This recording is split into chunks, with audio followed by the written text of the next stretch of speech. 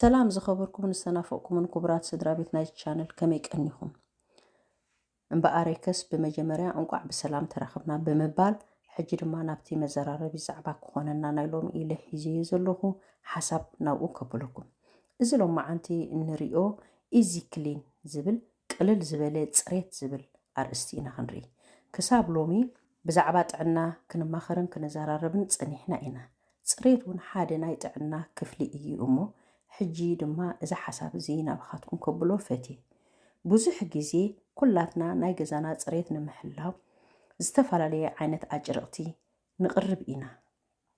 انت خونا جن إزلومي إن الزرارة بقلل زبلن بحد إرجزين نجزانا أبناء مصراين مسرح كنت أمرلو زقبأنا نجراتن التقاقمون زملكت كن أزبينا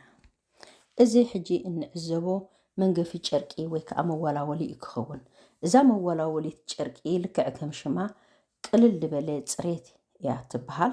تاشما لكع كم تشما خيا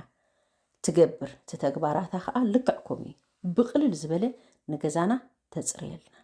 إذا تشركي 15 دقيقة أما وعي مسألة يا دحر 15 دقيقة نوصامو بزي زخون يكون سامناون الساز حلفو تزبله كله بحنت جزي يصري نبيترو يكون نخلو أب جزانا زلو كوتا كتصري زقبو مالتي أزيا بقليل مدقيقام زيد ليا حانتي تشركي كلتا تشركي سلسة تشركي كنحس أقداس نت يبولون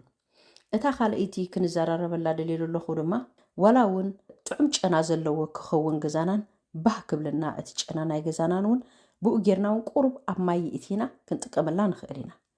ጽሬቱ ይሕሎ ጽሩይ ይኸውን እቲ ጨና ናይቲ ገዛ ድማ ይቕየር እዚኣውን ክንጥቀመላ ንኽእል ኢና እታ ካልእቲ ክንሪኣ ደልዩ ዘሎ ፍሪጅ ከመይ ጌርና ነጽርዩ ፍሪጅና ብኸመይ ክጸሪ ይግብኦ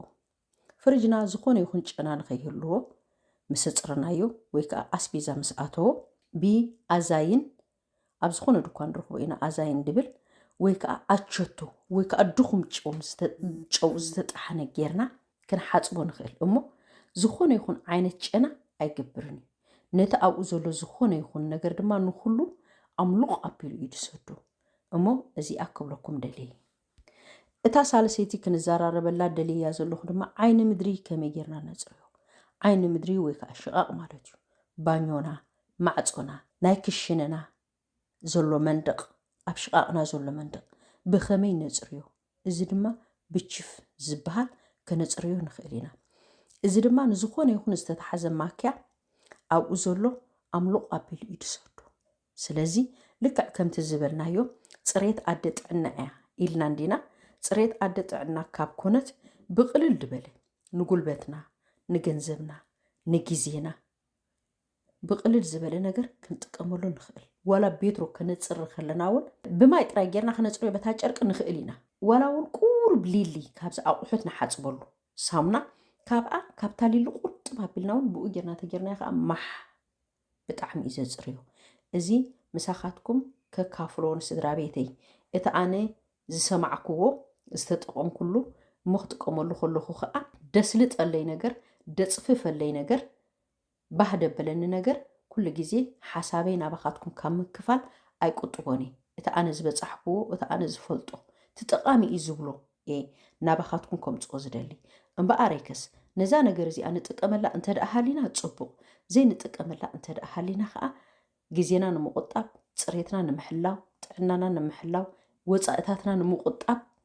እዛ ነገር እዚኣ ንጠቐመላ ክብለኩም ደሊ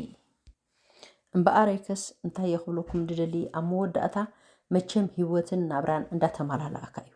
ኣነ ውን እዛ ነገር እዚኣ ካባይ ኣይኮንኩን ፈሊጠያ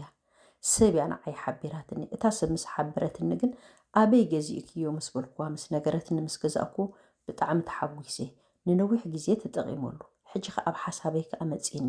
እዚ ሲ እዞም ስድራ ቤተይ ዝጥቀምሉ እንተደኣ ሃልዮም ጽቡቕ ዘይጥቀምሉ እንተደኣ ሃልዮም ከዓ ዘይነግሮም ብዝብል ሓሳበይ ኣንጼልኩም እሞ እቲ ዝጠቅም ኢልና ዘንጸናዮ ክንጥቀመሉ ንጥቀመሉ እንተሃሊና ከዓ ጽቡቕ እዩ ሓሳብ መምልላዕን መከፍፋልን ምዝርራብን ኩሉ ግዜ ልክዕ ከምቲ ሓሳብና ናብራ ንኽቐልል ንገብሮ ዘለና ስጉምትታት እሞ ንጠቐመሉ እንዳበልኩ ጽሬት ገዛና ጥዕናና ጽሬት ከባቢና ንሓሉ ብውሕድ ዝበለ ግዜ ብውሕድ ዝበለ ቁጠባ ካብ ኩሉ ድማ ሓይልና ድማ ንቁጥብ ፅቡቅ ድማ ንርኢ ጨና ናይ ገዛና ፅሬት ናይ ገዛና ንሕሉ ባህ ድማ ይብለና እሞ ንሎማዓንቲ ዘዳልኩልኩም እዚኣ እያ ጠቃሚት እያ ኢለ ኣምፅየ ኣለኹሞ ክትጥቅመኩም ድማ በዓልቲ ዓብ ተስፋዬ ሼር ሳብስክራይብ ላይክ ኣይትሕመቁ ኣነ ነዚ ነገር እዚ ከም ኩሉ ግዜ ዝብለኩም ደስ ኢልኒ እየ ዝገብሮ እቶም ኣብ ውሽጠይ ደሎ ሓሳብ ከውፅኡን ክዛረቡን ተተባብዑንን ኣጅ ክትብሉንን ትምዕዱንን ርእቶታት ትህቡንን ከየመስገንኩም ክሓልፍ ኣይደልን ብሩኽ ቀዳመ ሰንበት ይግበረልና ቻው